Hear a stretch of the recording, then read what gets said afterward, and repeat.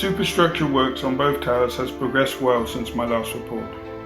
Slabs 19, 20 and 21 have been completed on Tower A, and the final apartment level, slab 16 on Tower B, has been completed. There is therefore only the pool bar level to be completed on Tower B. It is already possible to see the great views that will be visible from the pool bar. The superstructure to both towers will be completed by mid-September. The Red Bailey Bridge trusses have been delivered and the installation has commenced. These are the temporary supports for the construction of the interconnecting bridge between the two towers.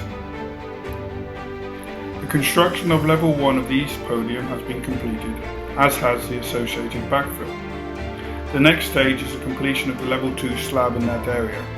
This forms the main entrance to the building, and a temporary entrance will be constructed in that location to provide better access to the hoists and the relocation of the reinforcement yard to facilitate the construction of the west podium. Inside the building, the block work is progressing and the first fix of the mechanical and electrical services is about to commence.